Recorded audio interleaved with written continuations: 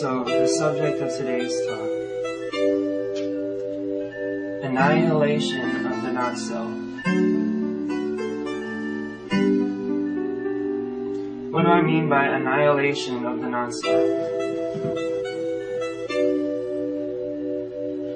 I mean that there's only one self. The one self that is everything that you see around you. And so there's no room for myself and the one self, the oneness. There's no room for me and my consciousness and my mind and my heart. All of these things are one expression. You, your totality.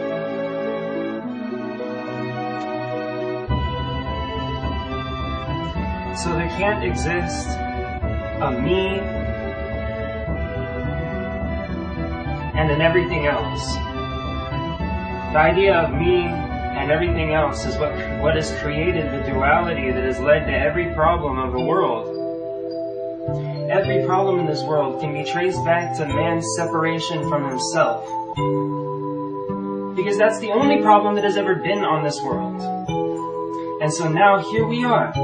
We understand, we have the tools, the internet, the ability to actually see that this is the problem. And yet, how come half of the spiritual community still is running around with their not-self? Their not-self has become stronger from all this spiritual stuff. And so their isolation from the true self is even more strong because they want to think that they're closer, but they're really further away, and that makes them even more far away. Because you're not far away. They only think that you're far away. How could you be far away from where you are? So the work isn't to add a new perspective. It's to remove the old perspective to leave what was always there.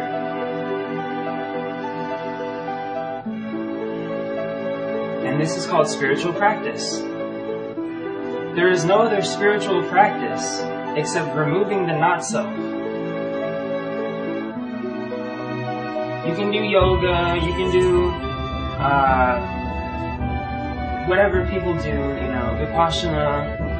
Those are wonderful things. But in the end, wherever you go, whatever practice that you do, as long as there's still the duality of me and everything else, then all of your spiritual exploits were in vain, because you have not accomplished unity, enlightenment, self-realization.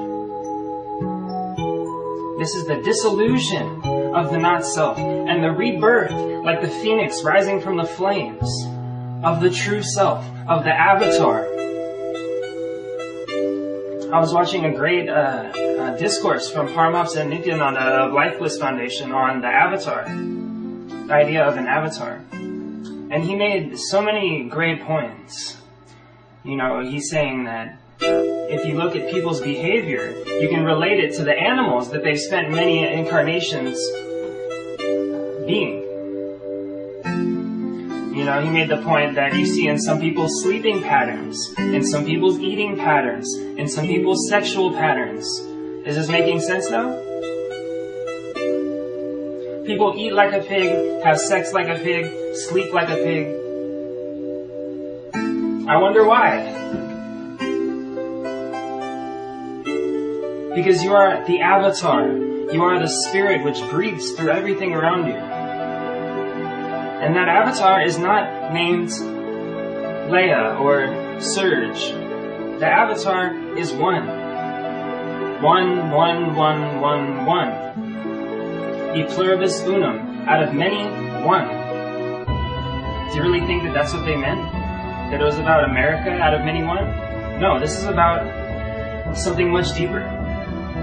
Out of many, one. America's destiny to restore truth and balance. Or at least that's what they thought that its destiny was back then. Who knows, the end hasn't been decided yet. The end game's playing out through us in each day. And yet still, people are disillusioned with the truth of what's happening around them. See, that's the problem with the duality of myself and everything else. Myself becomes like goggles, like a pair of glasses, like a pair of foggy, dirty glasses. and it obscures the truth, because the not-self is a crystallized incarnation of the astral plane. The more thought and emotion that you give to this not-self, the more that it's created for you in the astral plane, and you become blocked. You become nervous. Your body becomes incapable of receiving and transmitting the Kundalini Shakti, because the astral gunk is damming up your receptors. And so what happens is this astral glasses that you call you becomes stagnant and frozen. It's just a small creation of your own self, of your mind, a fabrication. And so when you try to view reality through your glasses, you don't see reality, you see the past. Reality is being born again now, and now, and now, and now. As you are being born again now, and now, and now. Born anew, I should say. I don't want to equate it to born-again Christians, because that's the exact opposite of what I'm talking about. Christianity, let's take this for example. An example of stagnation of ideas. Some people got together, they made a little clump of ideas, and they call it Christianity. But in actuality, reality is the whole spread of ideas, the whole ocean. Not just this pool, not just this pond called Christianity.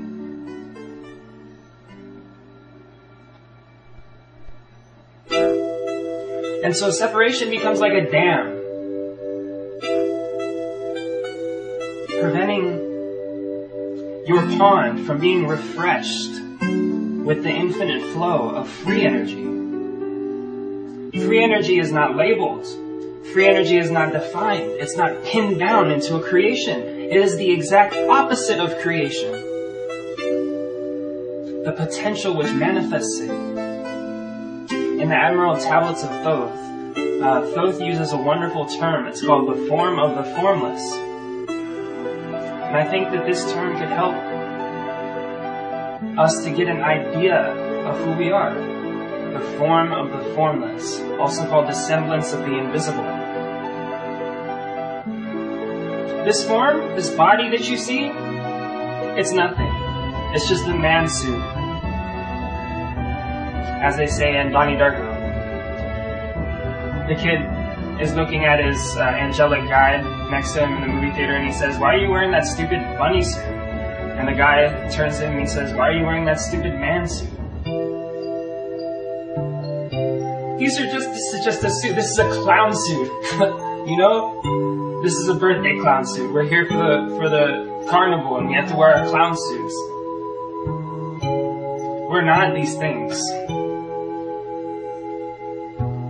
And if you start buying into the idea of this light worker, new age, collective reasoning, you'll get stuck. Stuck in the past. Stuck in the not-truth, the non-reality. Because the only reality is that you are the form of the formless. Purity itself.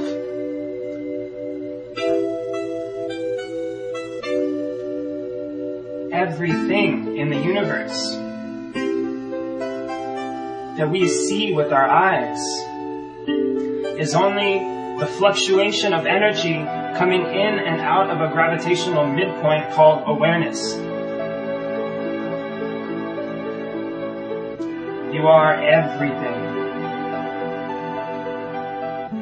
But of course, these are just human conceptions. You can't understand your way into enlightenment.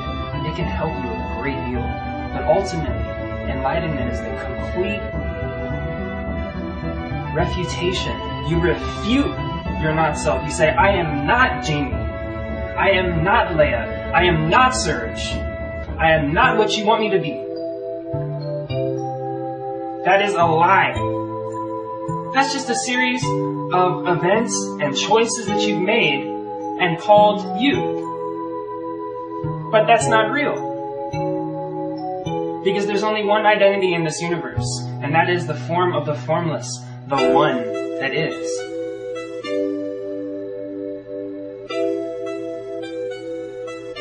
When you go to sleep and you dream, You have many adventures. You are many roles. And then you wake up and you say, oh my God, I'm not those things. Likewise, you have many lifetimes. But in between them, you wake up and you see, oh my God, what was I thinking?